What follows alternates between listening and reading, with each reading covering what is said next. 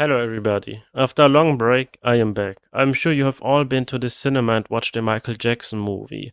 While some of you may have enjoyed the film as it is, others might have left the cinema wondering if that was truly everything to his story. I had a feeling that the movie wouldn't fully portray the true story of Michael, with all his highs and lows. That's why even before the movie was out, I started working on this video. Enjoy. Imagine being the most famous entertainer in the world, yet fighting two brutal wars at the same time. On one front, pedophile allegations that painted Michael Jackson as a monster in the eyes of the world. On the other, a deeply personal battle against the music industry machine itself. Powerful executives he accused of exploiting black artists and trapping them in cycles of debt and control. In a leaked 2003 voicemail, he went even further, calling out Jews as leeches. He compiled his own enemy list, powerful figures he believed were out to destroy him. And then there's the Jeffrey Epstein connection, documented contacts and communications. Was there real truth behind his accusations against the industry, or was this simply the paranoia of a broken man? The final judgment lies with you.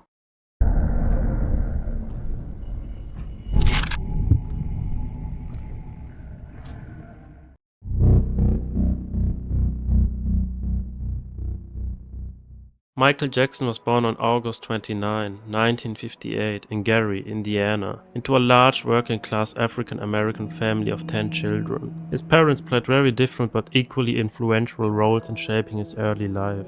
His father, Joseph Jackson, was strict, controlling, and often harsh, believing that discipline, even physical punishment, was necessary to push his children into success. His mother, Catherine Jackson, was the emotional center of the family. She managed the household, cared for the children, and supported their musical talents with affection and encouragement. In the early 1960s, Michael and his brothers Jackie, Tito, Jermaine, and Marlon formed a band. His sisters, including Rabbi, Latoya, and Jeanette, were also growing up in the household, though they were not part of the group. Initially, Jermaine was intended to be the lead singer. However, Catherine insisted that Joseph listen more closely to Michael, convinced that his voice stood out. After hearing him, Joseph agreed, and Michael quickly became the group's lead singer.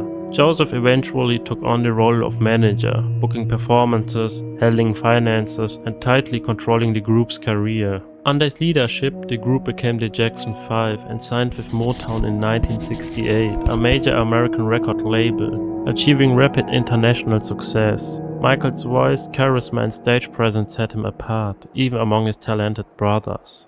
Behind his growing success, however, was a childhood marked by intense pressure and fear. During practice, Joseph would sit in a chair with a belt in his hand, watching closely as the boys practiced. Mistakes, no matter how small, could lead to being slapped or beaten. He often used Michael as the example, shouting at the others, "Do it like Michael," which only increased their anxiety. Marlon in particular struggled under this pressure and was frequently punished. The discipline was often extreme. Joseph would sometimes grab whatever was closest, a belt, an electrical cord, or even an iron cord, and beat the children. In moments of rage, he would throw them against the walls with full force. His temper was unpredictable, and the entire household lived under constant tension. Catherine was terrified by his outbursts. She would often cry out in fear, screaming, "You are going to kill them," out of worry that he might seriously hurt or even kill the boys. Some of the children tried to run away from home, but if they were caught, the punishment that followed was even more severe. Joseph's cruelty had no limits. He would force Michael to get naked, oil his body, and then beat him with an electric iron cord. The mere touch of the cord caused unbearable pain. Sometimes Michael hit back, but that only led to even more severe beatings. In his anger, Michael would hide himself and hide objects around the house as a form of revenge. As the Jacksons' 5 success grew, Michael's life became completely dominated by work. He had no real friends outside his family. His brothers were his only friends. Normal childhood activities like playing outside, going to parties, or simply enjoying holidays were almost non-existent. Even on Christmas or birthdays, work always came first. If they were not in the studio, they were doing interviews, photo sessions, or television appearances to build their public image. The pressure became overwhelming at times. Before one trip to South America, Michael hid and cried, expressing that he didn't want to go. He simply wanted to stay home and be a child. Joseph's presence alone was enough to instill fear. At performances, he would sit in the audience, watching intently with a stare that Michael later described as terrifying, a look that could kill. This fear had lasting psychological and physical effects, as both a child and an adult. Michael experienced stomach sickness, anxiety, and even passing out linked to his father's presence. Bodyguards sometimes had to support him when he felt weak. Joseph showed little physical affection. He did not embrace his children or provide a sense of emotional safety. Instead, his interactions were often tied to discipline and control. He never touched Michael out of love, only to punish. The children lived in constant fear. When Joseph arrived home, often late at night, the sound of his car entering the driveway would send them rushing to their rooms in panic. Sometimes the children were already asleep at midnight, and Joseph would threaten them. If they didn't unlock their bedroom doors, he would kick them in or break them down, shouting and banging until they opened them. Joseph would scream at Michael, accusing him and asking why contracts had not been signed. Joseph also maintained strict emotional distance. He did not allow his children to call him father or dad, insisting they address him only as Joseph. He warned them that if they ever stopped performing, he would drop them like hot potatoes. The emotional strain eventually turned into deep resentment. Sometimes the children dealt with it by imagining a life without their father. They would even play games with their mother where they pretended Joseph was gone, quietly wondering how they would feel if he were dead. When I think about Michael Jackson's childhood, it leaves behind a very deep image, not only of a famous childhood, but of a child growing up in a system of pressure, fear and expectation, without ever really having a protected space. It feels as if his life split very early into two realities. One was the stage, the success, the world that celebrated him. The other was home and everything that happened behind it, a place where performance was never enough. And mistakes were not just mistakes, but carried consequences. From a psychological perspective, it becomes clear that this kind of split often creates a deep inner insecurity. On the outside, everything functions, but on the inside, there's a constant feeling of danger. At the same time, it becomes especially clear how deeply the figure of the father shaped Michael's entire emotional world. He is not only an authority, but also a source of fear, a standard that can never really be reached, and a constant presence of judgment. And at the same time, he is the one whose approval everything depends on. For a child, this becomes incredibly difficult to process, because love and fear exist in the same space, without a clear separation between safety and threat. What stands out most is this feeling of not being allowed to be a child. No freedom, no real rest, no space to make mistakes or simply exist without pressure. Instead, a life shaped early by responsibility, discipline and expectation. This often creates a child who appears mature on the outside, but carries a part inside that never truly experienced that lost childhood. In the end, what remains is a very quiet impression. But behind the fame and the success, there was a childhood in which strength was not a choice, but a matter of survival. As Michael grew older, the environment around him began to change, but the pressure remained. The control that once came from within his family was gradually replaced by expectations from the outside world. Success was no longer something he was striving for. It had already arrived, and now it had to be maintained. Even before his appearance began to change publicly, comments about the way he looked had already left deep emotional scars. His father, Joseph, would sometimes say things about Michael's dark skin and the shape of his nose. Joseph would sometimes say things like, "Why are you so black?" Those words stayed with him and deeply affected the way he saw himself. People close to him later described periods where the emotional pressure became so overwhelming that he struggled intensely with his self-worth. As a teenager and young adult, Michael also dealt with severe insecurity about his skin. Family members and relatives would sometimes point out his acne or try to treat it themselves, moments that embarrassed and hurt him deeply. As a reaction, he would sometimes isolate himself afterward and cry in private. Over time, the constant judgment of his appearance contributed to unhealthy eating habits and signs of an eating disorder. There were periods where people around him had to encourage or even force him to eat because he would avoid food and water for long stretches of time. People Michael worked with sometimes hugged him and described how fragile and thin he felt, saying it was like hugging bone. Sometimes he would even faint because he had not eaten or drunk anything for long periods of time. In 1979, after a nose injury during rehearsals, Michael had nose surgery that helped him breathe better. It was one of several procedures that would gradually change his appearance over the years. Around the same time, he began to separate himself from his brothers to start his solo career. His solo album, Off the Wall, marked the start of his independent career, and he started taking greater control over his own music and direction. In 1984, during the filming of a Pepsi commercial, a pyrotechnic malfunction caused his hair to catch fire. He suffered severe burns to his scalp and required multiple surgeries.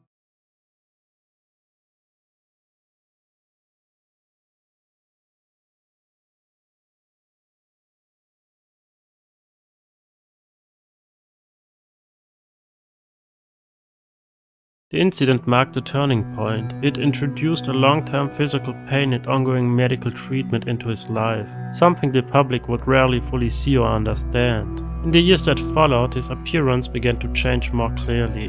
He was diagnosed with vitiligo, a condition that causes the loss of skin pigmentation in certain spots. As the contrast in his skin became more visible, he used medical treatments and makeup to create a more even appearance.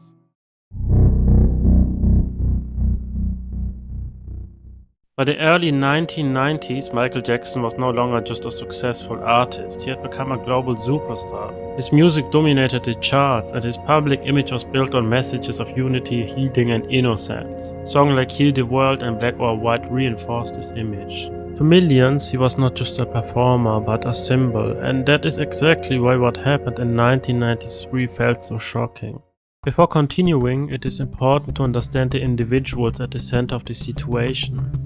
Evan Chandler was Jordan's father, a dentist who was also trying to establish himself as a screenwriter in Hollywood. June Chandler, Jordan's mother, had divorced Evan in 1985. She later remarried David Schwartz and built a new life with him. David Schwartz, as Jordan's stepfather, became part of his everyday life, while Evan remained more distant following the separation. At the center of the situation was Jordan Chandler, a 13-year-old boy who lived primarily with his mother and stepfather, while maintaining a separate relationship with his father, resulting in two very different family environments.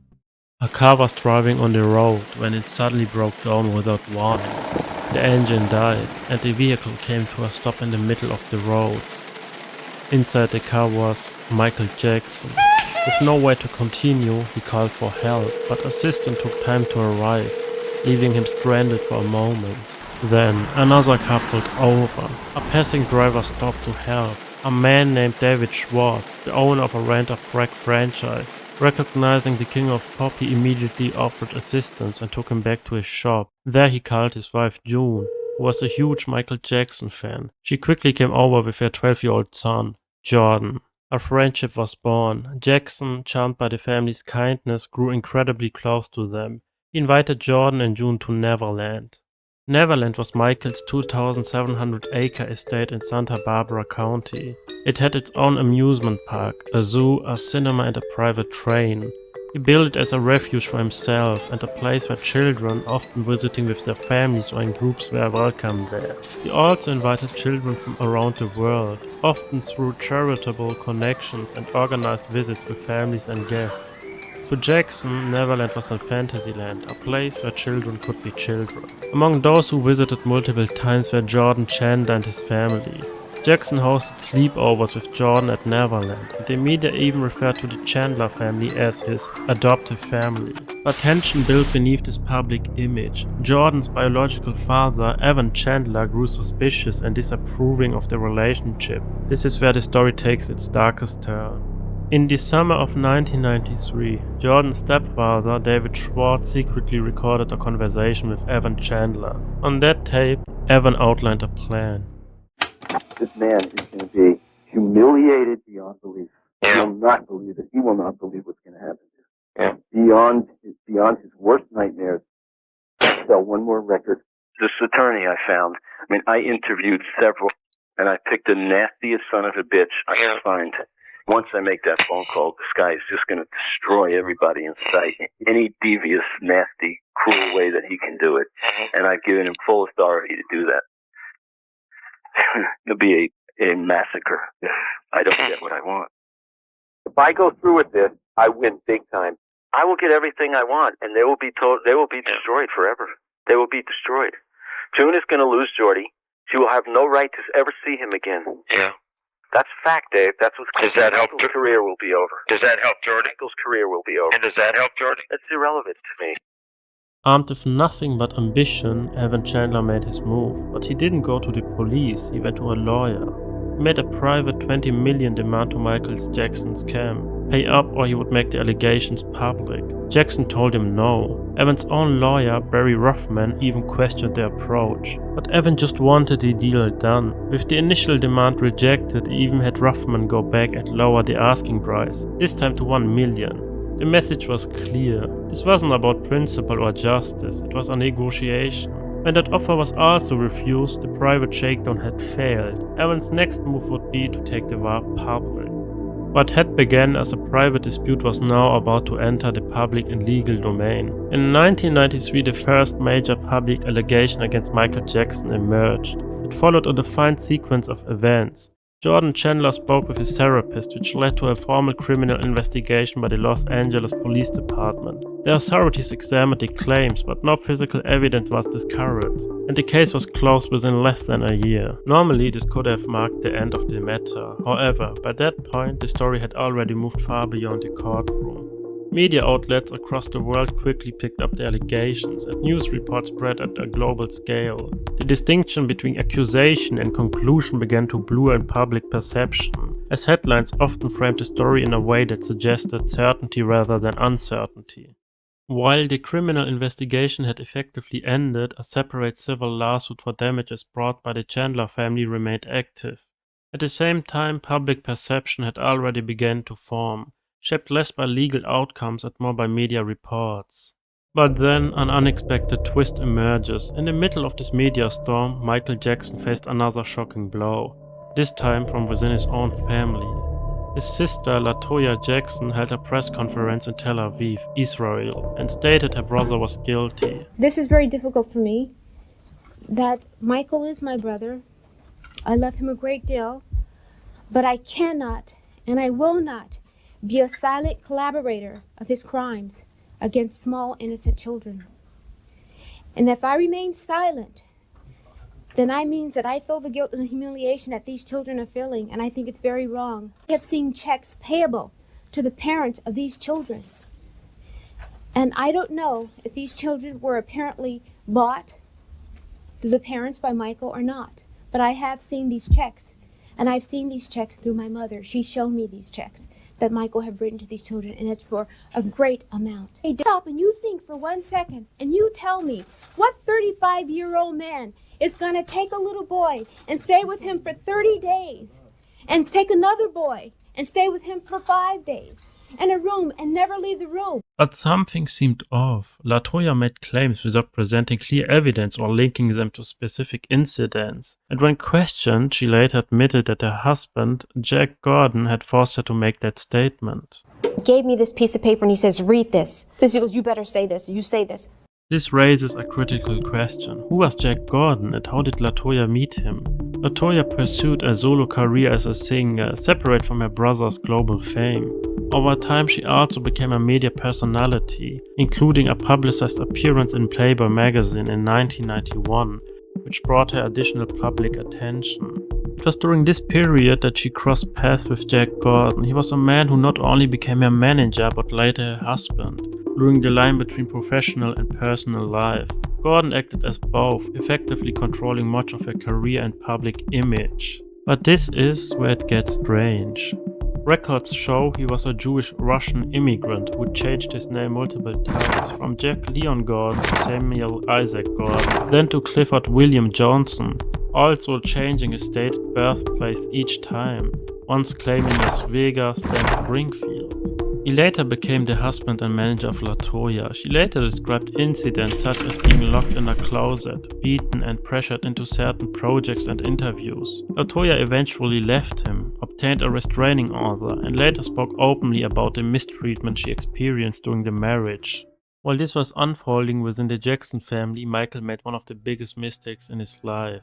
On September 14, 1993, Evan Chandler filed a civil lawsuit for damages against Michael. He He also presented statements from Jordan through a therapist, which became central to the case.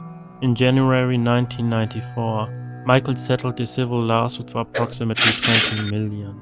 In the same year, journalist Mary A. Fisher published a GQ article. She reported that Evan had drugged his own son with the sedative sodium amytal in his dental office in August 1993.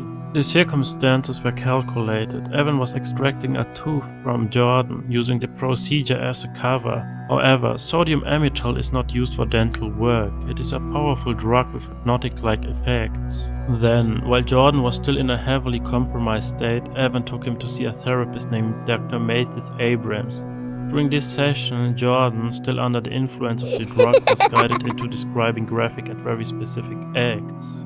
What's striking is that the details he gave only implicated Michael and made no mention of any of the other boys who had been present during those same sleepovers. Even Jordan's mother, June, and her new husband, David Schwartz, began to grow suspicious, wondering if Evan Chandler was being dishonest. But why did Michael pay him the money? Settle the case then. Why did you settle the case? And it looks to everyone as if you paid a huge amount of money. Most of that's to get folklore. silence. I talked to my lawyers and I said, can you guarantee me that justice will prevail? And they said, Michael, we cannot guarantee you that a judge or a jury will do anything. And with that, I was like catatonic. I was outraged. How much money Totally was it? outraged. So what I said, I have got to do something to get out from under this nightmare. All these lies and all these people coming forward to get paid in these tabloid shows, just lies, lies, lies, lies. So what I did, we got together again with my advisors and they advised me, it was hands down, a unanimous decision, resolve the case. This could be something that could go on for 7 years. How much We money said, was let's get it behind us. Can you say Get how it? much? It's not what the tabloids have printed. It's not all this crazy outlandish money. No, it's not at all. I mean, the terms of the agreement are very confidential. The criminal case was closed in September 1994, but because of that one mistake he signaled to the world that he could be forced to pay.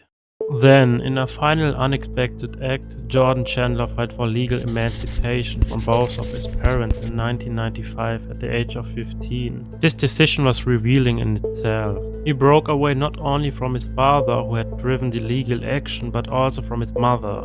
The court approved his request, granting him legal independence after determining that he was capable of providing for himself, and effectively brought an end to the family dispute that had been carried out in his name.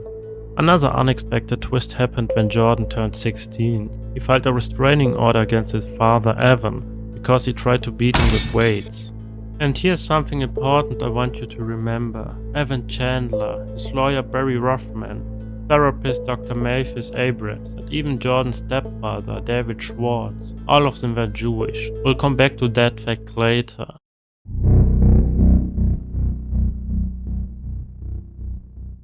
In 1995, as the fallout from the 1993 case still continued, Michael Jackson released a new single, They Don't Care About Us. The song was a protest against persecution and injustice, but two lines sparked backlash. Jew me, sue me, everybody do me, kick me, kike me, don't you black or white me. The backlash was severe. Major Jewish organizations criticized the lyrics as anti-Semitic.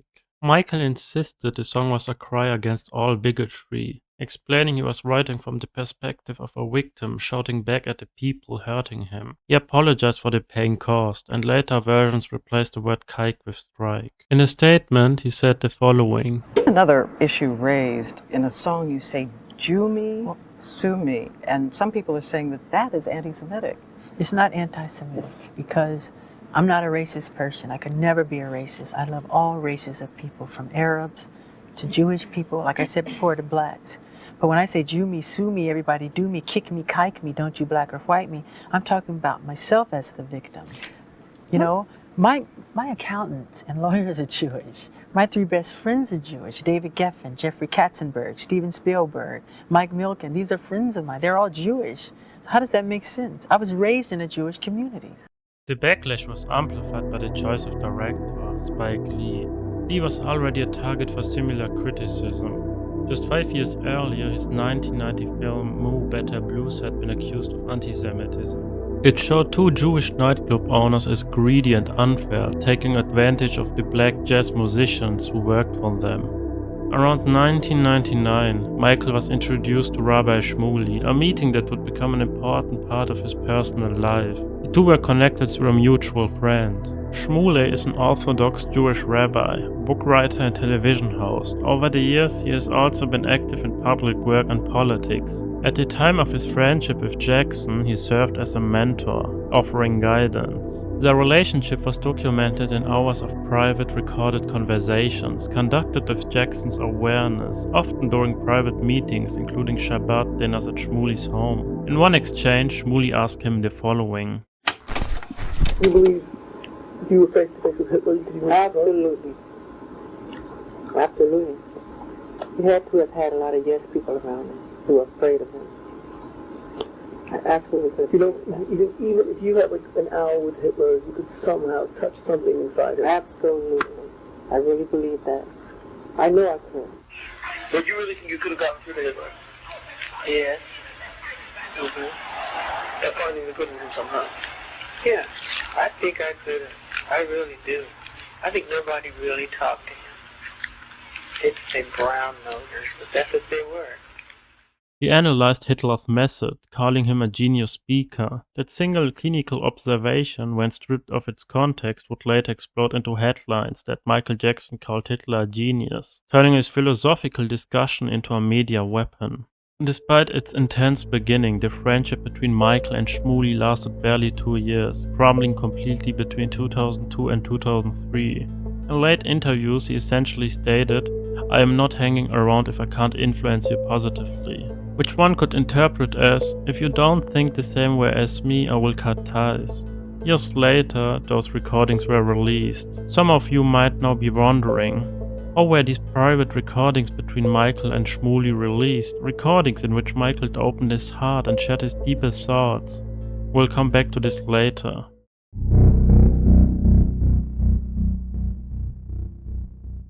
Despite the escalating public narrative surrounding him, he was also trying to build a private life centered around family and stability. In May 1994, Jackson married Lisa Marie Presley. The marriage brought together two major entertainment families. At the time, part of the media interpreted the marriage as an attempt to present a more conventional public image during the ongoing allegations. The marriage lasted until January 1996. Priscilla Presley, Lisa's mother, reacted negatively at the time, later expressing the view that the marriage was motivated more by publicity needs than by authentic affection. Lisa defended the relationship publicly in the mid-1990s, including during a television interview. Did we marry out of convenience? That's really interesting. That's really ridiculous. interesting to me. Why? Well, why wouldn't we have a lot in common? That's the question. Why? Why not? Like we're faking this? Like, That's the no, most ridiculous but you can't thing live in with the somebody day to day. We're together all the time, first of all. Second thing, how can you fake that 24 hours a day with somebody, sleeping with somebody, waking up with somebody, having It's the to... dumbest thing He's I've running ever around the heard. house, I'm running around the house. You were in our house. We have a normal house. We have a nanny. We have a maid. And we walk around, and he's either in the studio, I'm in the kitchen. We're running around like normal. I know it's hard to believe people. But why did the relationship end? Michael wanted to have children, while Lisa already had 2 and was hesitant because she felt their marriage was unstable. Much of that instability came from the intense media spotlight, and she worried about being drawn into the ongoing chaos surrounding him.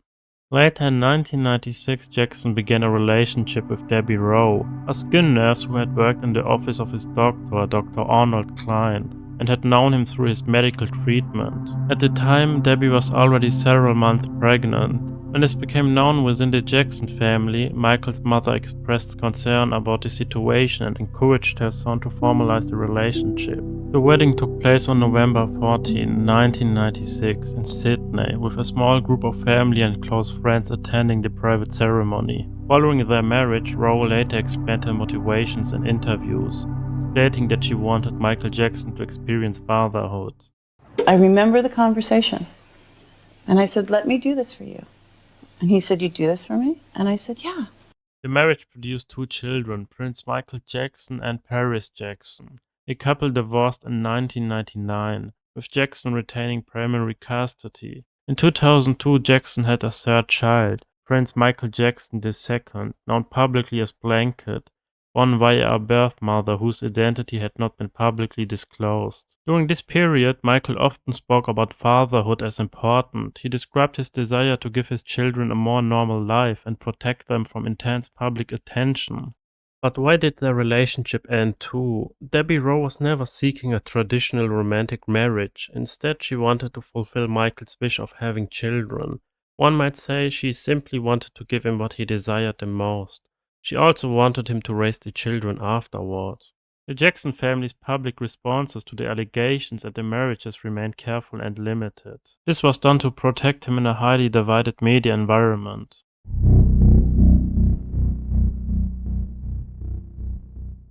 In early 2003, British journalist Martin Bashir was commissioned by Grenada Television to produce a documentary on Michael's private life. The purpose of the documentary was to provide access to Michael's daily life, his relationships and his role as a father. Jackson agreed to participate under the belief that the program would present a balanced and humanized image of him, countering years of gossip media speculation and criminal allegations. Filming took place over several months in 2002 and early 2003 across multiple locations, including Neverland Ranch, hotels, and private settings. Bashir was granted close access to Michael's personal environment, often recording him in casual family situations, during travel and in conversations with children and guests. During the interviews, Bashir repeatedly pressed Jackson on highly sensitive topics, particularly his relationships with children and his sleeping arrangements. Questions were often framed in a leading and critical way, such as whether it was appropriate for a 44-year-old man to share a bedroom with children who were not his own. What do you get out of this? What do you get out of this? He's 4. Yeah, I'm 4. I love, I think what they get from me, I get from them. I've said it many times, my greatest inspiration comes from kids. Every song I write, every dance I do, all the poetry I write is all inspired from that level of innocence, that consciousness of purity. And children have that. I see God in the face of children. And, I just love being around that. When Michael attempted to explain his perspective as an expression of love and innocence, Bashir responded with doubt, saying that such behavior would be unacceptable from a parental point of view. When people hear that children from other families have come and they've stayed in your house, they've stayed in your bedroom. Well, very few. But, some have. And they say, is that really appropriate for a man, a grown man, to be doing that? How do you respond to that? In some scenes, he would make it overly dramatic, acting as if he were about to confront Michael, like he were already guilty. I felt very uneasy after this conversation. I knew I had to confront Jackson about what I thought was an obsession with children. It just couldn't be avoided. Turn to the Neverland sleepovers. Confronting him wouldn't be easy, but now it had to happen. Another factor that shaped the negative narrative was the editing of the documentary. Michael's statements about love, trust, and his desire to protect children were frequently placed next to scenes that were presented in a way that suggested inappropriate or suspicious behavior. This contrast created tension between his explanations and the visual framing used for broadcast. Michael later felt that the final cut distorted his words and actions, and he accused Bashir of breaking both the contract and the spirit of the agreement. A very smart move by Michael was having his own cameraman record large portions of the same interviews and visits. This made it possible to release an uncut version of the footage titled The Michael Jackson Interview, the footage you were never meant to see, allowing viewers to compare it with the edited broadcast. The comparison showed a difference between what Martin Bashir said in private and what he said in public. When the original documentary aired, Martin Bashir appeared on ABC's Primetime Thursday to promote it. During the interview, he stated about Michael's children, "They are restricted, they are overly protected. I was angry at the way the children were made to suffer." To add more context, Michael's team also pointed out that they had received assurances the children's identities would be protected, including blurring or obscuring their faces in sensitive scenes. In some of the footage, Michael tries to hide the children's faces with clothing to shield them from the cameras and protect their privacy. But what did he say in the uncut version of Michael's documentary? over the last year is your relationship with your children. And I have to say to you, and I didn't know you before, and you haven't put on a front, your relationship with your children is spectacular. And in fact, it almost makes me weep when I see you with them, because your interaction with them is just so natural, so loving, so caring. Another statement he made on TV was, "One of the most disturbing things is the fact that a lot of disadvantaged children go to Neverland. It's a dangerous place for a vulnerable child to be." What did he say in the uncut version of Michael's documentary? Here yesterday, and I saw it, and it's nothing short of a spiritually kind thing. The backlash after the documentary's 2003 broadcast grew quickly. Clips were widely shared in global media with focus on Jackson's interactions with children. What was meant to restore Michael's image instead became a major negative aspect in public attention. Shortly after, Michael and MJJ Production filed legal action against Grenada Television in the UK High Court over breach of contract and misuse of the footage. Late February 2003, Michael won an important early victory. Grenada agreed to lock away the unsent footage and not use it until the case was resolved. In September 2003, the case was settled out of court. Grenada made a financial payment to a charity chosen by Michael. But the damage had already been done. Alongside Michael, there was one more party that began to gain media attention: the Arvizo family.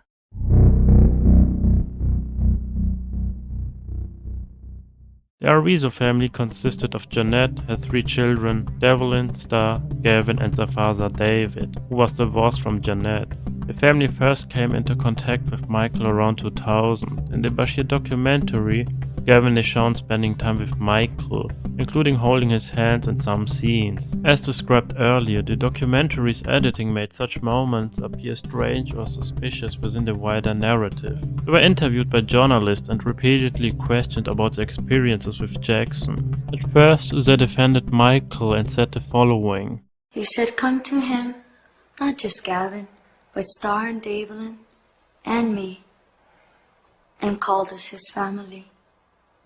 And Gavin was the one that asked him, could I call you Daddy? And Michael said, of course. And so, through him, it sparked Star and Devlin calling him Daddy Michael. Very innocent and beautiful relationship, which everyone has spun it out of control. It's a wish come true. For example, to see my children interact with an ideal role, a father role model. My first impression was that he's a very loving, caring, humble man. Wait, you know how Bashir, you know how Bashir zoomed in on him holding hands? Do that the same thing. Because because that's what a mother does with a son, or a father does with a son, you know? And they try to make it out to be something wrong and Then an unexpected development followed. Authorities opened an investigation into Michael's relationship with Gavin Arvizo and his family. In November 2003, based on accusations from the Arvizo family, Michael was formally charged with 7 counts of child sexual abuse and 2 counts of giving alcohol. Through the Martin Bashir documentary, a character assassination of Michael unfolded. The once celebrated king of pop was increasingly portrayed as Waco Jacko, with headlines repeating variations of the nickname such as Jacko on the Attacko. He was depicted as an isolated and unstable figure during speculation about his personal life and medical treatment. This narrative was further intensified by the emerging allegations involving the Arvizo family. Alongside the media bashing and the sexual allegations from the Arvizo family, another accusation resurfaced in the press, that Michael Jackson was an anti-Semite. A private voicemail left by Michael on the voicemail of his former business advisor Dieter Wisner was later leaked by Wisner himself. In the recording, Michael, sounding mumbled and heavily medicated, said the following. I sucked on like leeches. I was so tired of it. They start out the most popular person in the world, make a lot of money, big house, cars and everything, end up with penniless. It is conspiracy that you do it on purpose. This message further added fuel to the fire. It reinforced the Waco Jacko narrative and was widely presented as a confession of deeply held prejudice. Michael was now condemned by the media not only as a predator and a freak, but also as an anti-Semite. Away from the allegations and headlines, Michael was also involved in another dispute over control of his music catalog and his relationship with Sony Music. Unlike the public accusations, this conflict was not centered around on criminal allegations, but on ownership, contracts and financial control within the music industry. Before we move on to his battle with Sony, let's finish the Garvin Arvizo storyline. A key question is how Michael even came into contact with the Arvizo family in the first place. Gavin was first introduced to Michael in 2000 through businessman and comedian Jamie Masada, who ran the Laugh Factory Comedy Club. Gavin, who was seriously ill at the time, had expressed a wish to meet Michael. Following this introduction, the Arvizo family maintained contact with Michael, who was known for meeting and supporting children with serious illnesses. Over the following months, they were invited to events and later visited Neverland, where their relationship with Michael developed further. But the allegations from the Arvizo family were serious: 7 counts of child sexual abuse and 2 counts of giving alcohol. Let's take a look at the family's own statements. Well, he said drinking, and I said, what's that? And he said, it's drinking, so I drank it. I didn't like the taste. And I asked him, what is it? And he said, it's wine, it'll help you. Just keep drinking it. I kept on drinking it. And then my head started hurting and stuff. I felt. He told me a story about this one boy that, like, he went and got a dog and he started having sex with the dog. He said that he wanted to show me how to masturbate. He wanted to show you how to masturbate? Okay. And then he said, you do it for me. Okay. And did he do it for you? Go ahead, Kevin, it's fine. He put his hand in my pants. Did he put it on the outside? Inside. Inside? And what did he do next?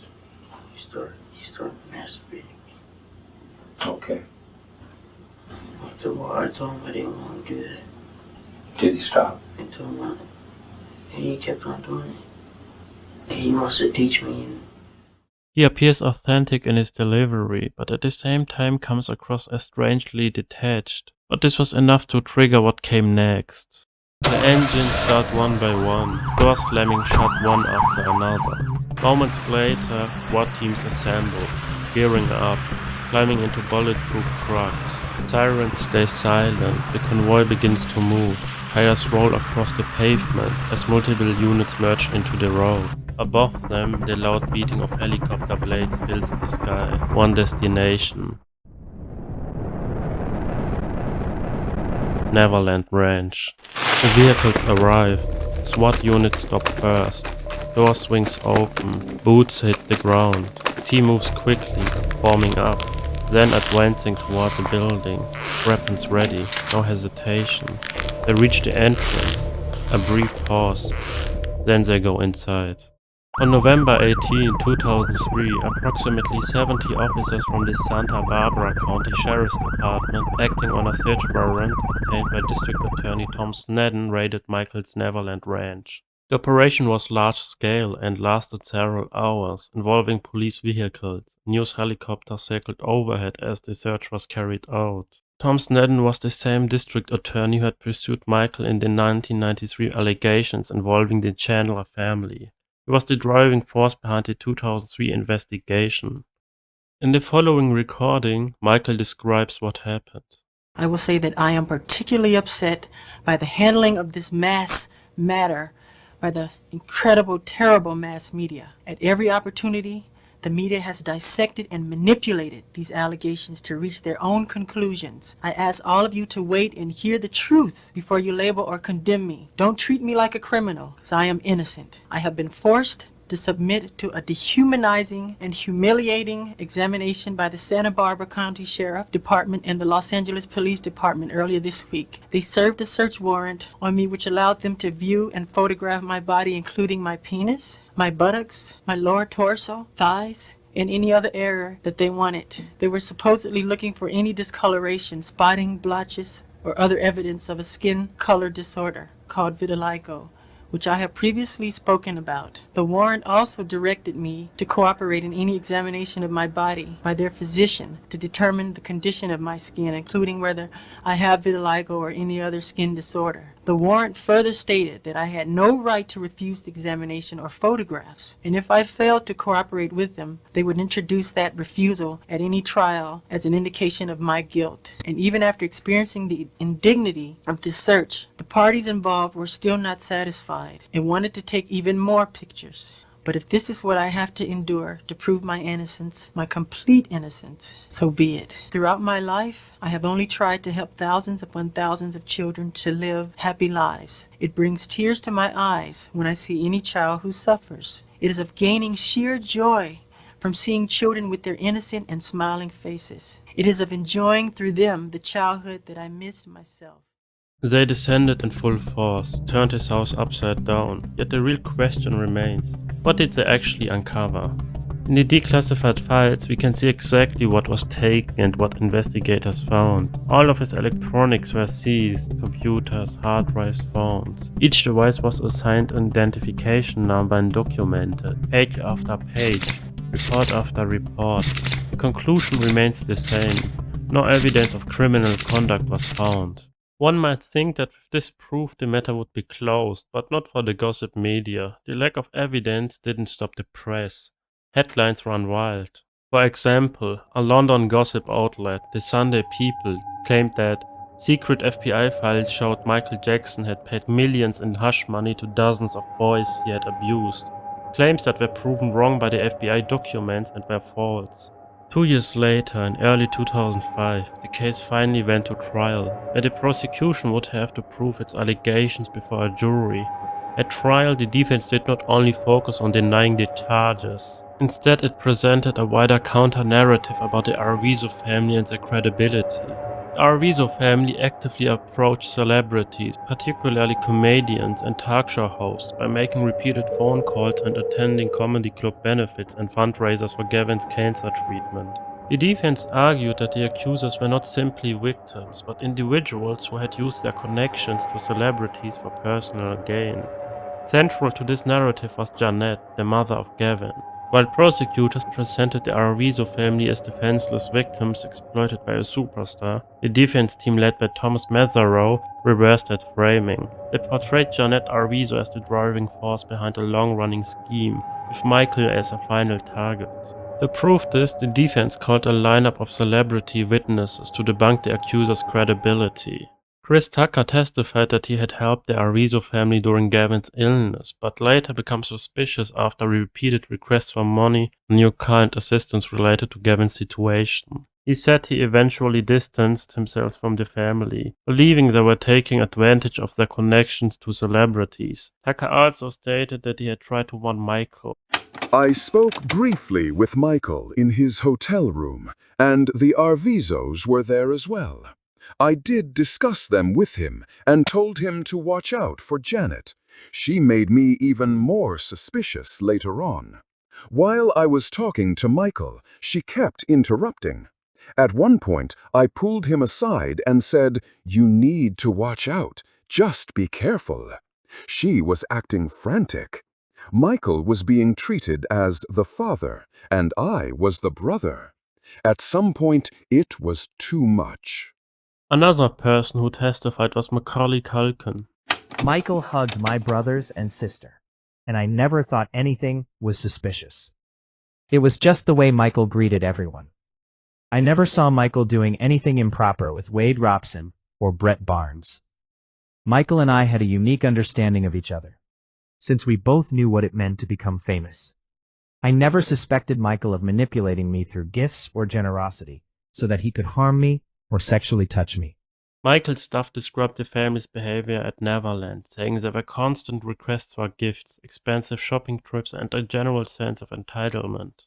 Another key point raised by the defense was the discovery of porn magazines that Michael stored in his bedroom. He had hidden a briefcase containing the magazines under his bed. Michael's fingerprints were found on page 47 of one magazine, while Gavin's fingerprints were found on page 97. Further trial witnesses, including Michael's young cousin Riho, testified that they saw Gavin and his brother Star watching porn and masturbating when Michael was not present. The defense used this evidence to argue that the Arvizo boys had independently gone through Michael's private belongings and accessed the magazines on their own. Adding to this pattern of manipulation, another damaging statement came from within the family itself. In October 2004, several months before the trial, David Arvizo gave a private interview to one of Michael's defense investigators. He accused Janet of coaching and teaching the children to lie. He claimed she made the kids repeatedly practice their stories and shape their accounts to strengthen their case for financial gain. Although David Arvizo never testified in court, the defense still used the information from his interview to attack Janet's credibility and portray her as someone who manipulated her children for money. The defense then brought up an older case involving the Arvizo family, arguing that it provided context for their claims. In 1998, when Gavin was only 8 years old, he was caught shoplifting 2 school uniforms at JCPenney store. Security guards detained the family in the parking lot. Instead of accepting responsibility, the Arvizo filed a civil lawsuit against JCPenney. They accused the security guard of physically assaulting them, falsely imprisoning them, and sexually molesting Janet by fondling her breasts. The case was eventually settled by JCPenney for $152,000 without admitting any wrongdoing. The defense led by Thomas Mesereau used this incident to show that the Arvizo family had a history of making false accusations for money. They portrayed Janet as someone who repeatedly sued others to get paid. In its closing argument, the defense said the accusations against Michael weren't the beginning of a tragedy, but the result of a deliberate plan. They argued that the Arvizo family, led by Janet Arvizo, turned against Michael after they lost the access and benefits he had given them. The defense argued the family's real goal was to get a large financial settlement by making serious accusations against Michael. From this perspective, Janet wasn't seen as a mother looking for justice, but as the driving force behind a scheme built on manipulation and false claims. There's one more clip worth listening to, taken directly from the Living with Michael Jackson documentary. In this clip, we hear Michael talking with Gavin Arvizo and Martin Bashir. When you stay here, do you stay in the house? Does Michael let you enjoy the whole premises? There was one night I stood in there, I asked him if I could stay in his bedroom. He let me stay in the bedroom. And I was like, Michael, you can sleep on the bed. And he was like, no, you sleep on the bed, sleep on the bed. We're like, no, you sleep on the bed. And then he finally said, okay, if you love me, you sleep on the bed. I was like, oh man. And so I finally slept on the bed. But it was fun that night. I slept on the floor. They never want to stand together. And I have never invited them in my room. They always just want to stay. They say, can I stay with you tonight? I go, if it's okay with your parents, yes you can. Were your parents happy that you were here with Michael? Yeah, my mom was all very, very, very happy. And I know they're happy because I was happy. Did they come with you? Yeah, most of the time, but I wasn't really with my parents. I was mainly with Michael. But they were happy that you were here? Yeah. June 13, 2005. The jury concluded there was enough reasonable doubt and found Michael not guilty on all charges. However, in public discussion, the court verdict had little lasting impact. Media narratives already shaped a fixed image of him. Not as a defendant found not guilty, but as Wacko Jacko, are labeled and continue to follow.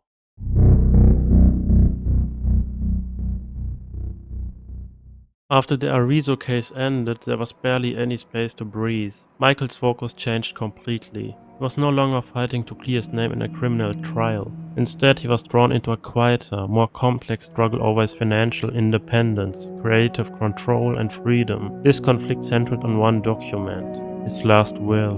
The will has been signed on July 7, 2002 in Los Angeles, and 3 witnesses have signed that Michael was there that day. But here comes the twist. Michael Jackson's family denied that and said he was in New York that day and even has video proof of that. Despite these objections, the will was ultimately validated, placing control of his entire estate in the hands of John Branca, a powerful music attorney who had represented Jackson for many years prior. The family challenged the will in court, engaging in a long legal battle, but ultimately they lost. Their claims failed for multiple reasons. They missed the legal deadlines for filling their documents. Joe Jackson and other siblings were not included in their will, so they had no legal right to challenge it. And the court accepted that the Los Angeles location written in the will was simply a small mistake. But what exactly did his will contain? On one side, his 50% share of Sony ATV, valued at over $750 million. On the other, his net worth of over $230 million.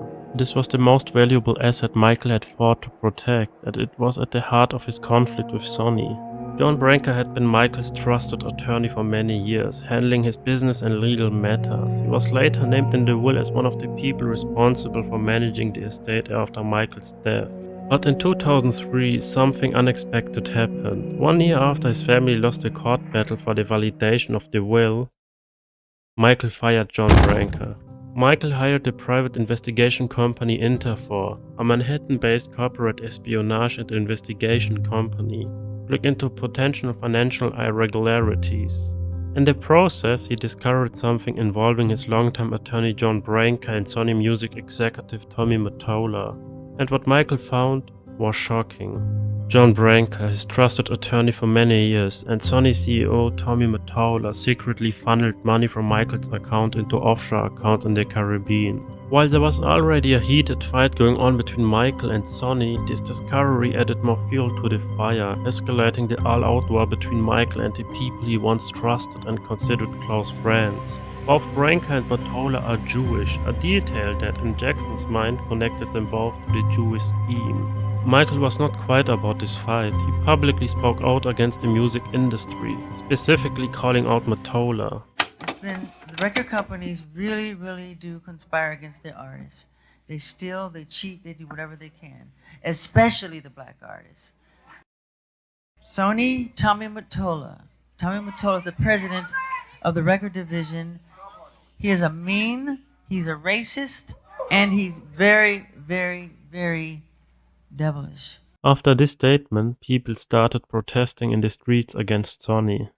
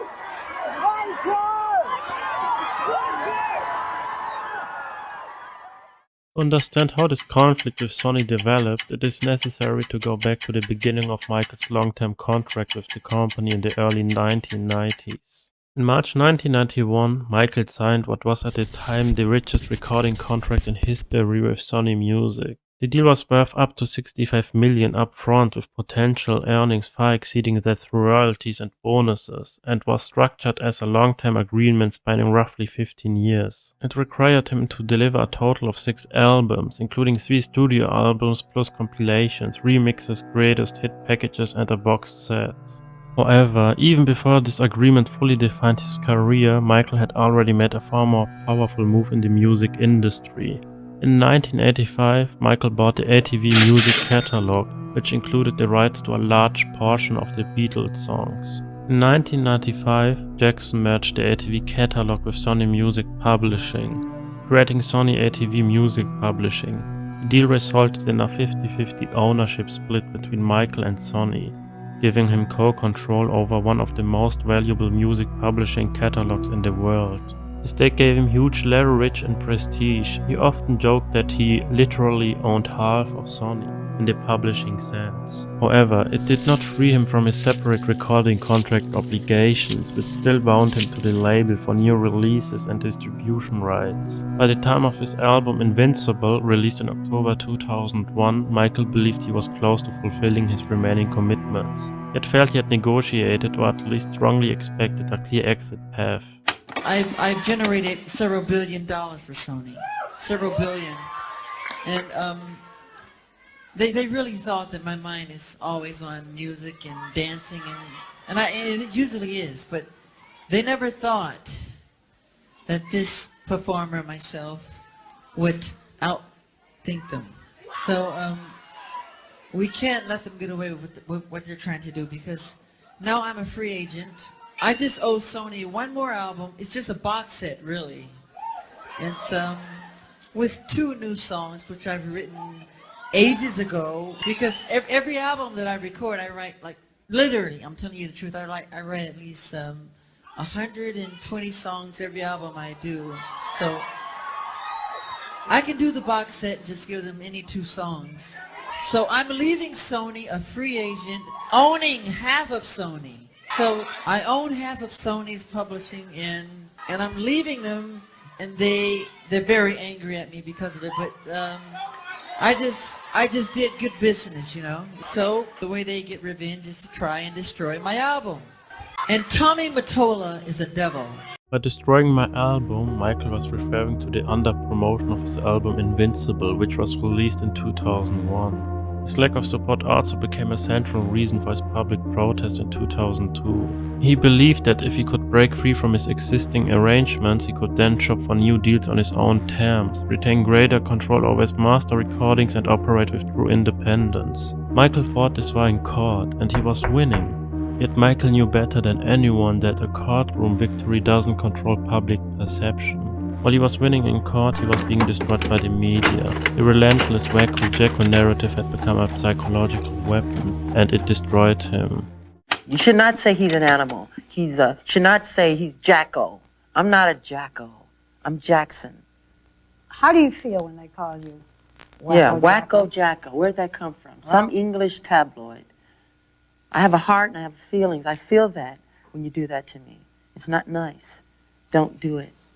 I'm not a wacko. The intense media attacks began in 1993 and continued until the end of his life. Over time, the constant pressure and public attention took a heavy impact on Michael. He was provided with medication for pain, anxiety, and sleep. After the trial ended in 2005, Michael stepped away from the spotlight. In the years that followed, he faced growing financial pressure because of the continued cost of his legal defense and ongoing civil disputes. He also dealt with media-related legal actions and settlements, as well as the expense of maintaining a large legal team to manage his business, contracts, and public reputation. He was close to bankruptcy. In 2009, he announced a series of comeback concerts titled This Is It. These concerts never happened.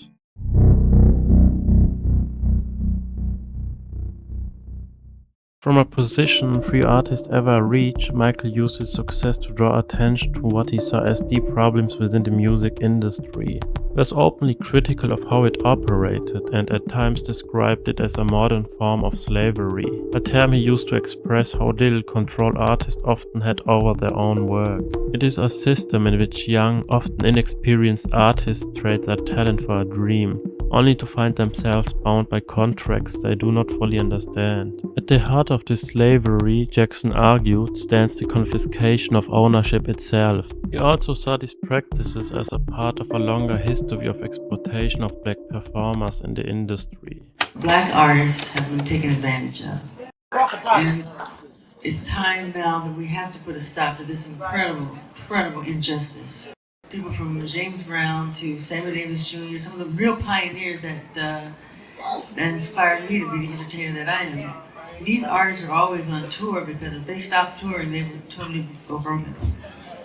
And it's been, the record companies really do conspire against their artists. They steal, they cheat, they do whatever they can, especially the black artists. Let's break down the structure into 4 categories: predatory contracts, theft of legacy, royalty limits, and illusion of profits. record labels give artists money upfront for recording, videos and promotion, but recoup it from future earnings. Many artists remain in debt and never see profit. Labels retain ownership of master recordings, meaning they control and monetize the artist's work indefinitely, even after death. Artists like Tupac, Elvis and Bob Marley are long gone, yet their music, image and brand continue to generate revenue year after year through licensing and streaming. Contracts can greatly limit songwriters' earnings. As a result, even when a song becomes a global success and generates a lot of revenue, the creator may receive only a small portion, while labels or publishers retain a much bigger share.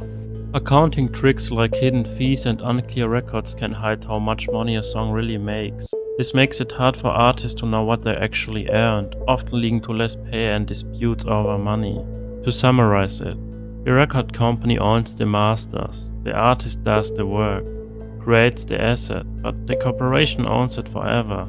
That is the heart of the slavery system. Michael's struggle was not isolated. Similar battles had emerged decades earlier within the industry, involving two of his idols, James Brown and Sammy Davis Jr. Both were heavily exploited by the industry. James Brown was repeatedly taken advantage of through unfair record contracts and shady managers, leaving him in financial trouble despite his huge success. Sammy faced years of racial exploitation and bad management, earning tens of millions yet dying deeply in debt. And even in modern times, those things still happen. Prince spent much of his career fighting Warner Bros. Records over ownership of his master recordings and over the lack of artistic control he had over his music. In protest, he changed his name to a symbol, known as the artist formerly known as Prince, and wrote the word slave on his face during performances. Taylor Swift caught up in a big public dispute when the masters to her first 6 albums, originally released under Big Machine Records, were sold to Scooter Braun's company without her consent. In response, she re-recorded the albums as Taylor's version, giving her ownership and control over the new recordings. Her plan worked well, as fans and companies mostly switched to the new versions. In the end, Michael's fight revealed a profound paradox. He was the ultimate insider who became the system's most articulate critic, a product of the industry who spent his later years trying to confront and reshape its power structures from within.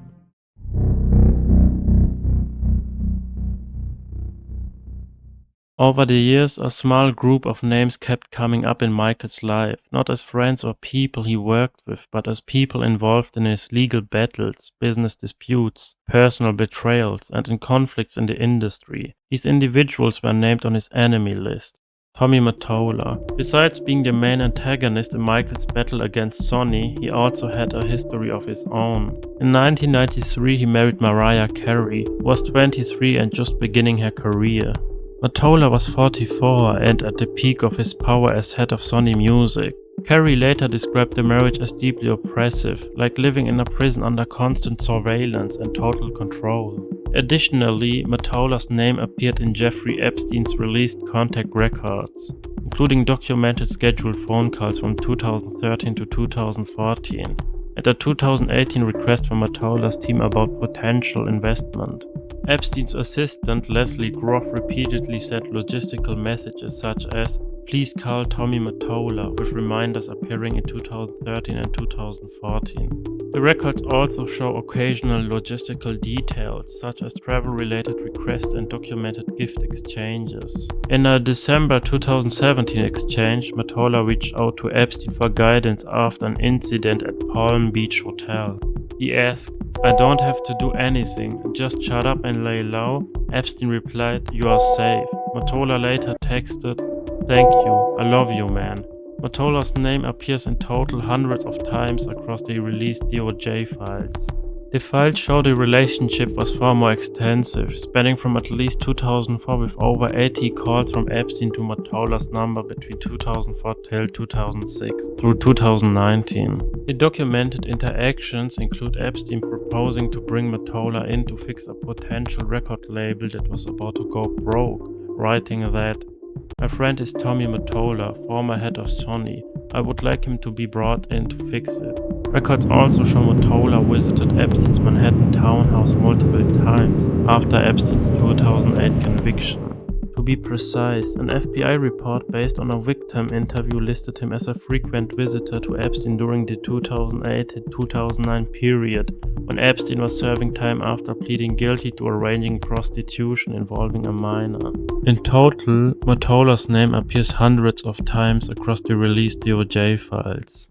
The next name on his list is Uri Geller. Uri Geller is an Israeli-British television personality. Michael felt let down by Geller, as Geller was the person who introduced him to Martin Bashir and helped set up the initial connection that led to the Living with Michael Jackson documentary. Michael believed he had been put at risk by being introduced to a journalist who was not properly checked, that Geller had failed to protect him from Bashir's true intentions, and that Geller may have been partly influenced by his own publicity. Rabbi Shmuley. As mentioned before, Rabbi Shmuley was once a friend and mentor to Michael for 2 years. During that time, they had hours-long conversations, and Michael allowed him to record himself. Rabbi Shmuley later published these recordings in the form of books and earned royalties from them. Shmuley claimed that Michael wanted him to release the tapes. If he was considered an enemy, why would Michael have wanted him to publish sensitive material? Gloria Allred. Gloria Allred, who is Jewish, briefly represented the Chandler family in the 1993 child sexual abuse allegations against Michael. In 2002, Michael dangled his infant son blanket over a Berlin hotel balcony. In an interview, Michael explained why he did that. Have you been hearing about what people have been saying? That's totally ignorant. I would never do that to my children or any child. Try to kill them? Come on, stupid. And why would I put a scarf over the baby's face if I was trying to throw him off the balcony? We were waving to thousands of fans down below, and they were chanting they wanted to see my child. So I was kind enough to let them see. I was doing something out of innocence. Allred publicly condemned him, wrote to California's Child Protective Services requesting an investigation into his children's safety, and made multiple media appearances. In 2003, following the Martin Bashir documentary, Allred resumed calls for child protection investigations and continued criticizing Michael's interactions with children. After Michael's death in 2009, Allred stated in interviews that she still believed he was a predator. Tom Snedden. For 13 years, Santa Barbara District Attorney Tom Snedden pursued Michael through 2 major child abuse investigations. To Michael, it felt far more personal than a search for justice, like a relentless pursuit that just wouldn't stop. The tension peaked in 2003 with the raid on Neverland Ranch. Michael saw it as more than an investigation. He felt it was staged to humiliate him in front of the world before any charges had even been filed. Michael directed some of that anger into his music. In 1995, he released the song DS as a direct shot at Snedden. Using the alias Tom Sheldon, he portrayed him as a cold, obsessive hunter and even mocked his voice on the track. At the core of Michael's resentment was his belief that Snedden didn't just ride the wave of wacko jacko media stories, he actively fed them. Michael was convinced that prosecutor Tom Snedden was leaking information to the press to portray him as guilty long before the 2005 trial began. He and several journalists observed that the leaks consistently appeared to originate from the prosecution side. What fueled Michael's distrust was the handling of key evidence. During the grand jury proceedings, prosecutor Tom Snedden allowed accuser Gavin Arvizo and his brother to handle the adult magazines without gloves. The magazines were only sent for fingerprint analysis afterward. To Michael, this wasn't a minor procedural error, it was a proof that Snedden wasn't interested in finding the truth. In Michael's eye, the prosecutor was determined to take him down by any means necessary.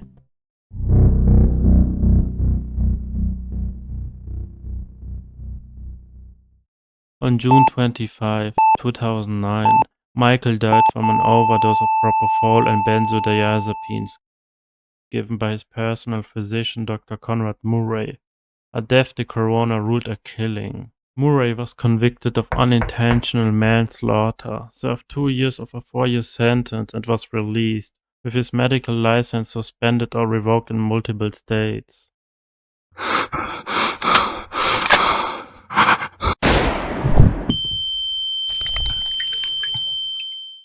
5 months later, on November 5, 2009, Evan Chandler, the man behind the 1993 allegations and the one who set everything in motion, died by a self-inflicted gunshot wound.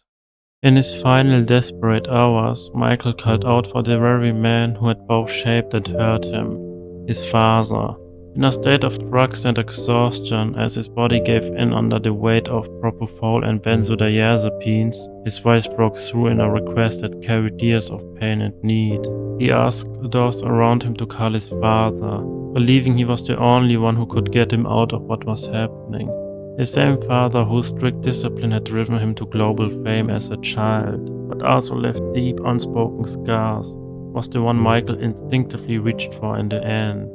The man who had pushed him with constant pressure and control was still in that breaking moment the one he believed could save him. It is perhaps the most heartbreaking irony of Michael's life. Even as the world celebrated the king of pop, the little boy inside him never stopped looking for protection from the person who had first pushed him into the spotlight. So what are we left with? A man who picked a fight with some of the most powerful figures in entertainment, executives with deep connections to media empires, finance and the courts. A man who won in the courtroom but was systematically destroyed in the headlines. A man who died on the brink of a comeback tour that would have finally liberated him from the very industry he had accused of theft, exploitation and conspiracy. His death was ruled a killing, but the true architects were never in the room that night. They sat in boardrooms and ran newsrooms. They ended up with an estate that still raises questions, now in control of the billion-dollar empire he built from scratch, which had been slowly stripped away from him while he was still alive. In the years that followed, countless theories began circulating online about what may have really happened behind the scenes. One of those theories focuses on the people Michael encountered during the final years of his life. He had met Jeffrey Epstein, a man connected to some of the most powerful and famous people in the world, including the ex-US President Bill Clinton. Epstein operated a global network that reached into politics, businesses and entertainment. Michael had seen the dark side of the music industry from a young age. He understood what was happening to young kids entering the business, but instead of joining them, he tried to protect the new children coming into the industry. Supporters of this theory believed it made him dangerous. A man with his fame, power and knowledge could have exposed things powerful people wanted to keep hidden. They believe he was a ticking time bomb, and that's why he was silenced.